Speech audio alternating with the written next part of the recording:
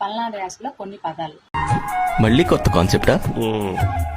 ఊపిరి పీల్చుకోవడం. భోజనాలు, బంతి,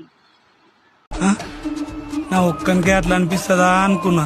చిలగడ దుంప, గెంచుగడ్డ, ఏంటిది? త్వరగార, గవాండ్రా,